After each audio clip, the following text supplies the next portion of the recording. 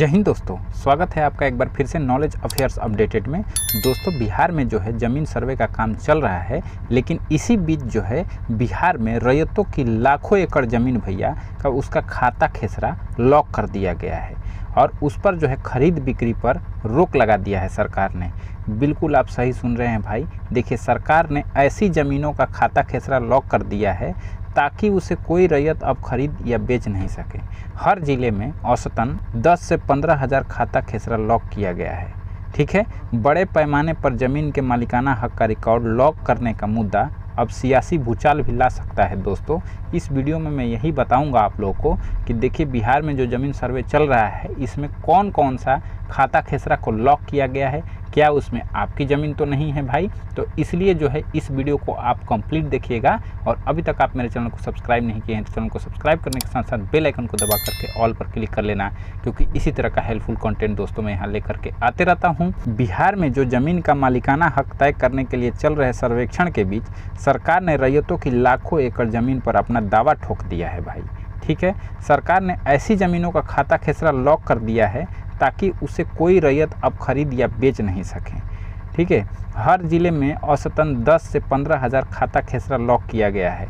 बड़े पैमाने पर ज़मीन के मालिकाना हक का रिकॉर्ड लॉक करने का मुद्दा अब सियासी भूचाल ला सकता है भाई, क्योंकि देखिए इस पर जो है पूर्व कृषि मंत्री और सांसद जो सुधाकर सिंह जो हैं, अभी उन्होंने कहा है कि व्यापक स्तर पर खाता खेसरा लॉक करने से हज़ारों रैयत कोर्ट जाने को मजबूर होंगे और इसके गंभीर परिणाम हो सकते हैं। और उधर सरकार जो है खाता खेसरा लॉक किए जाने को सामान्य प्रक्रिया बता रही है। सरकार का कहना है कि सिर्फ उन ज़मीन का खाता खेसरा लॉक किया गया है जो पिछले सर्वे में सरकारी भूमि के तौर पर दर्ज हैं, लेकिन सर्वे के बाद उसे बेचा गया है या अवैध कब्जा किया गया है। अब आप समझ गए, जो सरकारी ज़मीन जो है, जो आपके कैडस्ट्रल सर्वे या रिविजनल सर्वे में जिसको सरकारी ज़मीन निर्धारित किया था सरकार ने, उस पर जो है खरीद बिक्री हो गई है या किसी ने अतिक्रमण कर लिया गया है, उसी को लॉक किया गया है। राजस्व और भूमि सुधार विभाग के अपर मुख्य सचिव, जिसको ACS भी बोलते हैं दोस्तों, दीपक कुमार सिंह ने स्पष्ट किया है कि ज़मीन के दस्तावेजों को लॉक करने का सर्वेक्षण से कोई संबंध नहीं है। उन्होंने यह भी कहा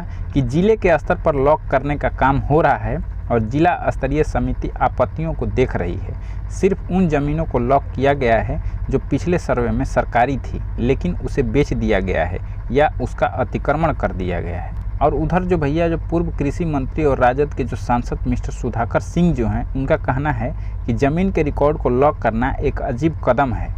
जिनके नाम पर ज़मीन है उन्हें कोई नोटिस तक नहीं दिया गया। यही नहीं दोस्तों, सुधाकर सिंह ने कहा है कि इसके गंभीर परिणाम हो सकते हैं। सुधाकर सिंह जी ने यह भी कहा है दोस्तों कि अगर लोग कोर्ट जाने लगे तो इन सब के केस को निपटाने में कोर्ट को कितना समय लगेगा, इसमें कई दशक का समय लग सकता है।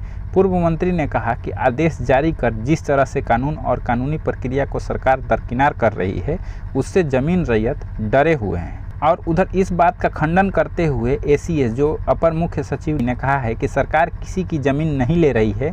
ज़मीन पर मालिकाना हक का दावा करने वालों को अपने पेपर दिखाने के लिए पर्याप्त समय दिया जा रहा है। उन्होंने यह भी कहा कि 90 दिनों के अंदर उनको 3 बार आपत्ति दाखिल करने का मौका दिया जा रहा है। देखिए, मान लीजिए आपने जो है किसी सरकारी ज़मीन लिया है और जो है या फिर उस पर अतिक्रमण किए हैं, तो आपको जो है सरकार 90 दिन का अंदर जो है 3 बार आपत्ति दाखिल करने का मौका भी देगी। और 90 दिनों के बाद वो आदमी जो है जिला भूमि ट्रिब्यूनल में जा सकता है निबटारा अधिकारी के पास, और उसके पास भी एक अपील करने का व्यवस्था का विचार चल रहा है। अगर कोई ज़मीन गलती से लॉक कर दी गई है तो समुचित दस्तावेज दिखाने के बाद उसे खोल दिया जाएगा। यानी जो है गलती से मान लीजिए कि खाता खेसरा को लॉक कर दिया गया है, आप कागजात दिखाते हैं तो उसको खोल दिया जाएगा। ठीक है, और यही नहीं दोस्तों, इस पर जो है बहुत सारे लोगों का कमेंट्स आना शुरू हो गया है। तो इसमें जो है जमींदारी एक्ट के जानकार और इतिहासकार डॉक्टर अवनिंद्र कुमार ने कहा कि ज़मीन राष्ट्रीय संपत्ति है, लेकिन इसका मतलब ये नहीं कि सरकार रैयती की बंदोबस्ती बिना कारण रद्द कर सकती है। जमींदारी कानून के तहत सरकार को केवल ज़मीन की प्रकृति तय करनी है और इसके दुरुपयोग को रोकना है। और वहीं पटना हाई कोर्ट के वकील BL दास जी का कहना है भाई, कई मसले हैं जिनका पहले समाधान होना है। वो कहते हैं कि सबसे बड़ी समस्या ज़मीन के दस्तावेजों का अपडेट नहीं होना है। आज भी ज़मीन दादा और परदादा के नाम पर रहे, लेकिन मौजूदा पीढ़ी बाहर चली गई। यह बात तो बिल्कुल भैया सही है मेरे नज़र में। आप लोग कमेंट्स करके बताइएगा कि आपका क्या सुझाव है इस मामले में। और उन्होंने यह भी कहा है कि राजस्व अधिकारियों के निर्णय को सिर्फ हाई कोर्ट या सुप्रीम कोर्ट में चुनौती दी जा सकती है, इसकी संवैधानिक वैधता का भी परीक्षण होना चाहिए। यानी भैया जैसे मान लीजिए DCLR ने कोई आपको डिसीजन दे दिया या फिर ADM ने कोई डिसीजन दे दिया, तो आप उसके विरुद्ध जो है केवल हाई कोर्ट या सुप्रीम कोर्ट ही जा सकते हैं, यानी निचली अदालत में उसका फैसला नहीं होगा।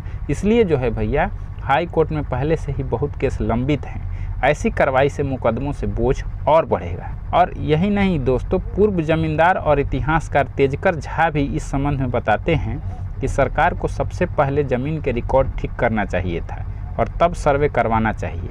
उन्होंने कहा कि ज़मीन की आगे रजिस्ट्री रोकने के लिए खाता खेसरा को लॉक करने से सर्वे का भी उद्देश्य खत्म हो रहा है। देश की व्यवस्था में जो शक्तियों का बंटवारा हुआ है उसमें सरकार को ये अधिकार नहीं है कि वो ज़मीन का टाइटल तय करे।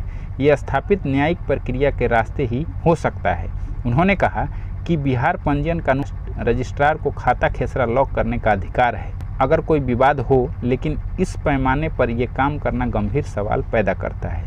कोई अफसर ज़मीन का मालिकाना हक नहीं तय कर सकता है, सिर्फ अदालत ये काम कर सकती है। ठीक है दोस्तों, तो यह थी जानकारी। आप लोग कमेंट्स करके बताइएगा कि क्या यह खाता खेसरा जो लॉक किया गया है सरकारी ज़मीन का, वह क्या आपकी नज़र में सही है कि गलत है। जेन्युइनली मैं आप लोगों से जानना चाहूँगा, कमेंट्स करके ज़रूर बताइएगा। वीडियो अच्छा लगे तो वीडियो को लाइक कर देना, दोस्तों के साथ शेयर कीजिए। मिलते हैं नेक्स्ट वीडियो में एक नए टॉपिक के साथ, तब तक के लिए जय हिंद।